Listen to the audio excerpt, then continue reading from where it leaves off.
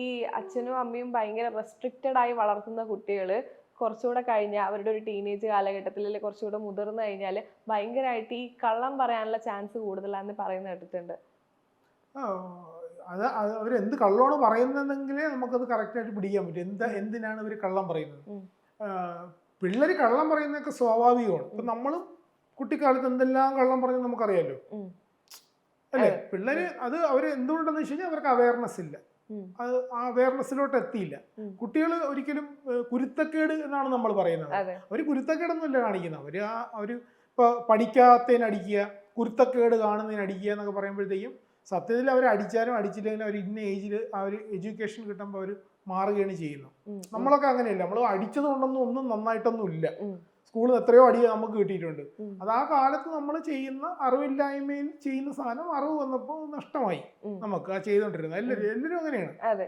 അപ്പൊ കള്ളം പറയുന്നത് സ്വാഭാവികമായിട്ടുള്ളൊരു കാര്യമായിട്ടാണ് ഞാൻ കാണുന്നത്. അതിന് കള്ളമായിട്ടൊന്നും ഞാൻ കാണുന്നില്ല. അത് അവരുടെ ഒരു റിയാലിറ്റി ആയിട്ടാണ് ഞാൻ കാണുന്നത്. ഞാനും ഒക്കെ നമ്മൾ അങ്ങനെയാണ് വളർന്നു വന്നത്. അതുകൊണ്ട് അതിന് കള്ളമായിട്ടൊന്നും ഞാൻ കാണുന്നില്ല.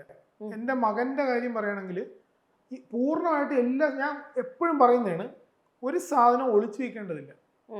തുറന്നു പറഞ്ഞു. നമ്മൾ ഈ കുട്ടികളെ ബാഡ് ടച്ച് ഗുഡ് ടച്ച് എന്നൊക്കെ പറഞ്ഞ് നമ്മളെ കേരളത്തിലൊക്കെ പൊതുവെ ഇങ്ങനെ പറയത്തില്ലേ. അപ്പോൾ അത് നമ്മൾ പറയുന്ന സമയത്ത് ഞാനത് അവരുടെ അടുത്ത് വേറെ രീതിയിലാണ് ഞാനത് പറഞ്ഞു കൊടുത്തത്. കുട്ടിക്കാലത്ത് ഈ ബാഡ് ടച്ചും ഗുഡ് ടച്ചും അല്ല ഞാൻ അവരുടെ അടുത്ത് പറഞ്ഞു കൊടുത്തു. നിനക്ക് ഇറിറ്റേഷൻ ഉണ്ടാക്കുന്ന ഏത് ടച്ചും ബാഡെന്നാണ് ഞാൻ പറഞ്ഞു കൊടുത്തത്. മോളെടുത്തും അതാ പറഞ്ഞു കൊടുത്തിരിക്കുന്നത്. അവിടെ ഗുഡ് ടച്ച് എന്ന് പറഞ്ഞ സാധനമൊക്കെ ഇല്ല. നിങ്ങൾക്ക് ഇറിറ്റേഷൻ ഉണ്ടാക്കുന്ന ഒരു ടച്ച് ഒരാള്, ഇപ്പൊ ഞാനൊരു ഇപ്പൊ പുള്ളിനെ തൊടുന്നെങ്കിൽ തന്നെ പുള്ളിക്ക് ഇഷ്ടമല്ലെങ്കിൽ അത് ബാഡ് ടച്ച് തന്നെയാണ്. അവിടെ അത് ഇന്ന ഇതൊന്നുമില്ല. അപ്പൊ അത് ഞാൻ അവന്റെ അടുത്തും പറഞ്ഞു കൊടുത്തിട്ടുണ്ട്. പക്ഷെ ഇത് ഇവര് തുറന്നു പറയണമല്ലോ. ഈ കുട്ടികൾ തുറന്ന് നമ്മുടെ അടുത്ത് പറയണം അല്ലേ. ഒരു അവസരം അവരൊക്കെ എന്തും പറയാനുള്ള ഒരു സ്പേസ് നമ്മൾ ഉണ്ടാക്കി കൊടുക്കുക എന്നുള്ളതാണ്. അല്ലെങ്കിൽ ഇത് അവരൊരിക്കലും പറയാൻ പോകുന്നില്ല.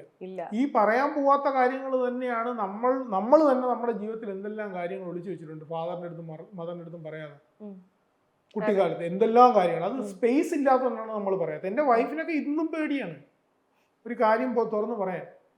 അവർ ആ കുട്ടിക്കാലം തൊട്ട് ഈ പറയുന്ന ഒബീഡിയൻസ് അനുസരണയായിട്ട് വളർത്തിക്കൊണ്ട് വരുമ്പോഴുള്ള പ്രശ്നമാണത്. അപ്പൊ അവർ കള്ളം പറയാനായിട്ട് ഒരു ടെൻഡൻസി കൂടി വന്നോണ്ടിരിക്കും. കാര്യം ഞാനിത് പറഞ്ഞു കഴിഞ്ഞാൽ ഞാൻ മോശപ്പെട്ടവനായില്ലേ.